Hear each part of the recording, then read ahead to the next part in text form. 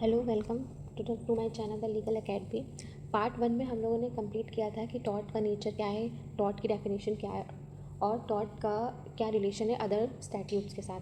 Part 2 में आज हम लोग कवर करेंगे जनरल प्रिंसिपल ऑफ टॉर्शियस लायबिलिटी। ये वीडियो जो है वो एलएलबी सेमेस्टर एग्ज़ाम और एलएलएम एंट्रेंस के लिए इंपॉर्टेंट है, और जो बच्चे दिसंबर 2026 में यूजीसी नेट में अपेयर करना चाहते हैं उनके लिए भी ये वीडियो बहुत ही ज़्यादा इंपॉर्टेंट है। इस वीडियो को पूरा देखें। सबसे पहले आज हम लोग बात करेंगे जनरल प्रिंसिपल और टॉर्शियस लायबिलिटी की। इसमें हम लोग इसेंशियल की बात करेंगे कि टॉर्शियस लायबिलिटी कब अराइज होती है। तो 3 इसेंशियल बात किए गए हैं, जैसे एक्ट और ओमिशन। इसमें बात की गई है कि एक्ट क्या है। एक्ट एक ऐसी चीज़ है जो रॉन्गफुल होती है। अगर कोई रॉन्गफुल एक्ट होता है या कोई रॉन्गफुल ओमिशन होता है, मतलब जो करने की ड्यूटी होती है और वो नहीं किया जाता है, तो उसको ओमिशन बोलते हैं। जो और ओमिशन और एक्ट दोनों ही चीज़ें कौन इम्पोज करता है? लॉ इम्पोज करता है। प्राइवेट एक्ट्स कौन कौन से होते हैं, जैसे प्रॉपर्टी, बॉडी, लिबर्टी, रेपुटेशन, ये सारी चीज़ें होंगी। केसेस क्या हैं, जैसे Glasgow corp versus Taylor case, जिसे पॉइजनस बेरीज केस भी कहा जाता है। इसमें क्या था, इसमें एक पार्क में बच्चे खेल रहे होते हैं और वहाँ पर एक पॉइजनस बेरी का पेड़ लगा होता है। बच्चे क्या करते हैं, वहाँ की बेरीज को खा लेते हैं और उनकी डेथ कॉज हो जाती है। तो इसमें कोर्ट ने कहा था ये ड्यूटी होती है अथॉरिटी की कि उनको वार्न करना चाहिए था चिल्ड्रन को, और ये सीधा सीधा क्या है, ओमिशन है। तो और कोर्ट ने अथॉरिटी को कॉम्पनसेशन देने के लिए भी कहा था। दूसरा केस है एमसीडी वर्सेस सुभागवंती, जिसे दिल्ली क्लॉक टावर केस भी कहा जाता है। इस केस में जो दिल्ली पे क्लॉक टावर था, उसकी मरम्मत ना होने की वजह से, रिपेयर ना होने की वजह से वो गिर जाता है और इससे काफ़ी लोगों को चोट लग जाती है और उनकी डेथ कॉज हो जाती है। तो इस केस में कोर्ट ने कहा था ये म्यूनसिपैलिटी की ड्यूटी थी कि इसको रिपेयर करना, और उन्होंने ये ड्यूटी का ओमिशन किया है, तो ये टॉर्ट कमिट किया है और उन्हें कॉम्पनसेशन देना पड़ेगा।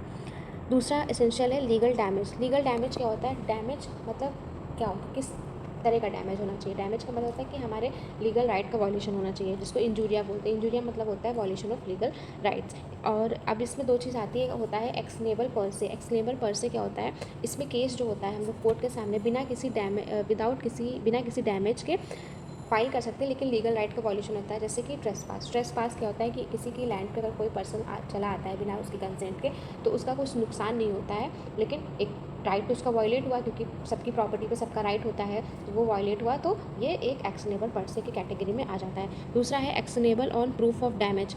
जैसे कि एग्जाम्पल है नेग्लिजेंस। कोई भी नेग्लिजेंस होता है तो उसमें हमें प्रूफ करना होता है कि नेग्लिजेंस हुआ है कि नहीं हुआ, या किस तरह हुआ है। तो ये एक्शनेबल कब होगा, जब हम लोग डैमेज को प्रूफ कर लेंगे कि हाँ वाकई में ऐसी चीज़ थी।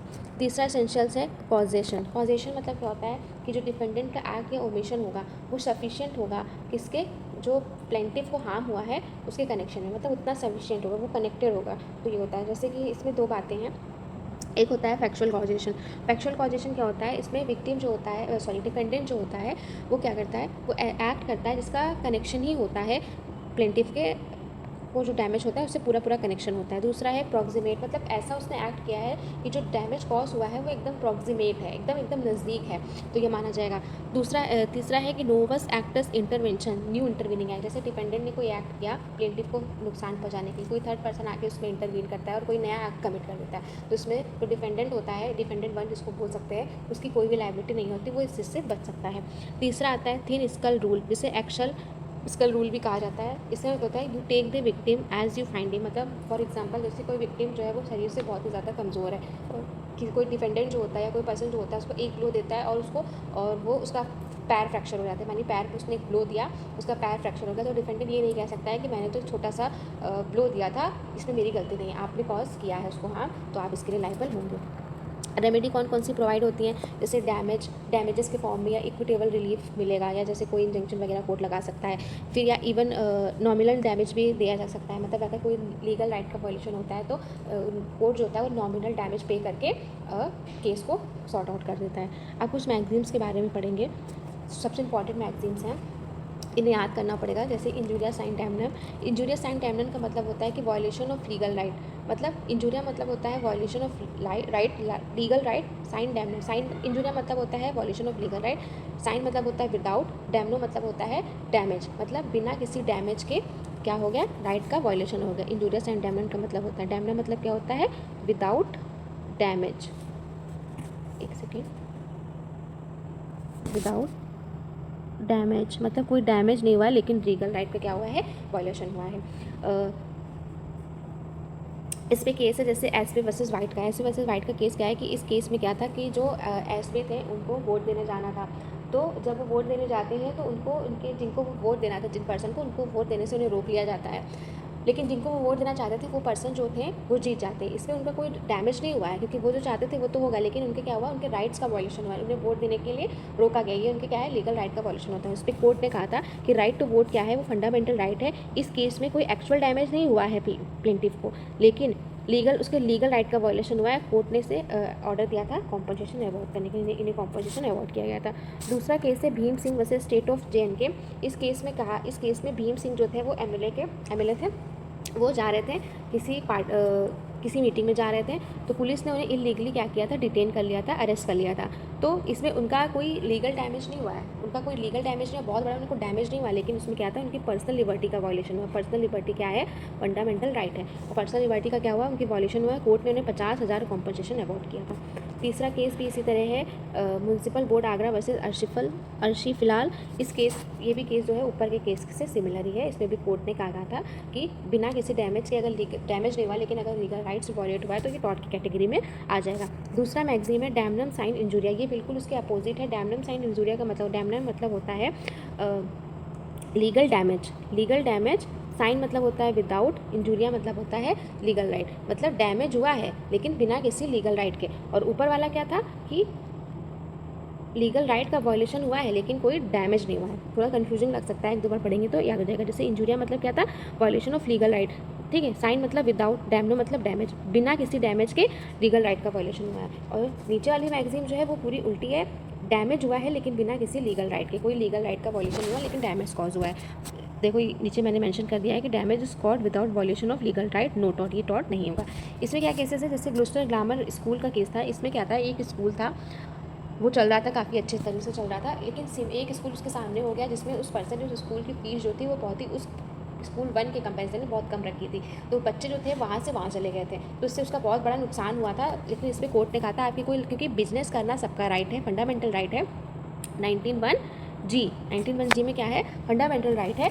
तो बिजनेस में कंपटीशन करना एक फेयर है, और कोई लीगल राइट का वॉल्यूशन नहीं हुआ है, और कोई कंपनसेशन अवार्ड नहीं किया था। ऐसे ही ब्रेडफोर्ड वर्सेस पिकल का केस है, और दूसरा केस है मोगल वर्सेस स्टीमशिप। इन दोनों केस में कोर्ट ने कहा था कि बिजनेस कंपटीशन जो है वो फेयर है, कोई टॉट कमिट नहीं हुआ है। ये इसके लैंडमार्क केसेस हैं, ये आप लोगों को याद करने पड़ेंगे।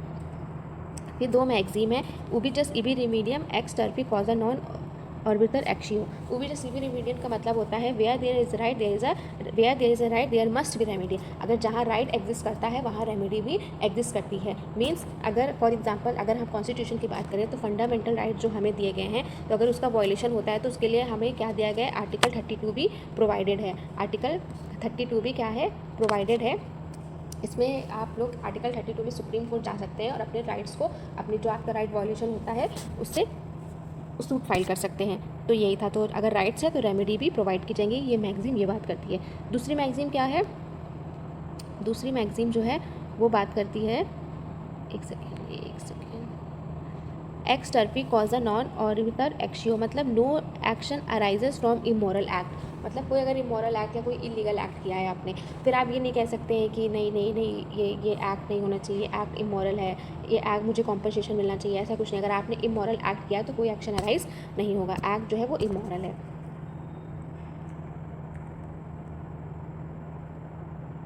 उसके बाद है मैलिस। अब बात करते हैं मैलिस और उसके रेलेवेंस की है। तो मैलिस होते हैं मैलिस इन फैक्ट और malice in law. Malice in fact होता है जिसमें एक्चुअल इलविल होता है या कोई हेटेड होता है, जैसे कि किसी पर्सन के, एक पर्सन का दूसरे पर्सन के प्रति कोई हेटेड है, कोई उसकी इल भावना है, कोई इंटेंशन है, तो ये मैलिस इन फैक्ट हो गया। इसे मैलिस इन लॉ क्या होता है, जो इंटेंशनल रॉन्गफुल एक्ट होता है, मतलब जो मतलब लॉ ने डिसाइड कर दिया कि नहीं ये लॉफुल है बिना किसी जस्टिफिकेशन के। अगर कोई लॉफुल जस्टिफिकेशन नहीं है उस एक्ट का या कोई जस्ट कॉज नहीं है उस एक्ट का, तो ये क्या हो जाएगा, ये इंटेंशनल रॉन्गफुल एक्ट माना जाएगा, जिसको मैलिस इन लॉ कहते हैं। जैसे अरेस्ट विदाउट वारंट। अगर कोई पुलिस ऑफिसर जो है अगर किसी पर्सन को अरेस्ट करता है बिना वारंट के, तो ये क्या होगा, ये जस्टिफाइड नहीं है, ये क्या हो जाएगा, मैलिस इन लॉ है। उसके बाद है व्हेन मैलिस इस मैटर, कब मैलिस जो है वो मैटर करता है। वैसे मैलिस जनरली नहीं करता है, लेकिन कब करता है, जैसे मैलिशियस प्रोसिक्यूशन, कोई झूठा केस फाइल कर दे, या कोई कॉन्स्पिरेसी करे, या कोई इंजीरियस फॉल्सहुड करे, या कोई डिफेम करे, या कोई न्यूसेंस करे, तो इसमें मैलिस जो है वो मैटर करता है। वैसे जनरली इंटेंशन का कोई वो रोल नहीं होता है टॉर्ट में।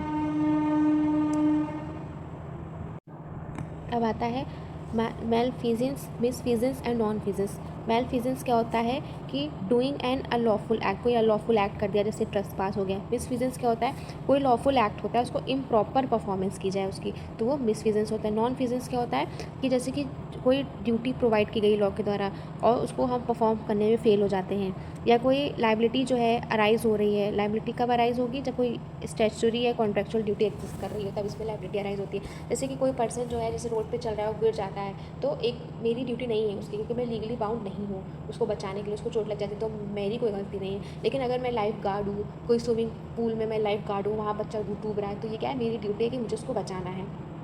तो ये अगर मैं इसको नहीं बचाती हूँ तो मैं क्या करती हूँ, नॉन फिजेंस को परफॉर्म करती हूँ, क्योंकि मैंने अपनी लीगल ड्यूटी को परफॉर्म करने से फेल हो गई हूँ। कौन स्टैट्यूटरी बॉडीज़ जो होती हैं कब लाइबल होंगी, लाइबल जो होती है वो माल फिजेंस के लिए होती है, मिस फिजेंस के लिए होती है, लेकिन नॉन फिजेंस के लिए नहीं होती जब तक कोई ड्यूटी लॉ के द्वारा इम्पोज नहीं की गई हो। जैसे एग्जांपल है कि ये म्यूनसिपैलिटी की ड्यूटी है कि वो हर साल ब्रिजेस का इंस्पेक्शंस करे, अगर वो नहीं करते हैं तो क्या होती है, उन्होंने अपनी ड्यूटी का फेलियर किया है और उनको क्या होगा, वो लाइबल माने जाएंगे। अब मेंटल रेलिवेंस क्या है, मेंटल एलिमेंट का क्या रेलिवेंस है, वैसे जैसे कि फॉल्ट बेस्ड लाइबिलिटी होगी, जैसे assault, battery, deceit, malicious prosecution, conspiracy में फॉल्ट होता है एक पार्टी का, तो उसकी लाइबिलिटी तय की जा सकती है।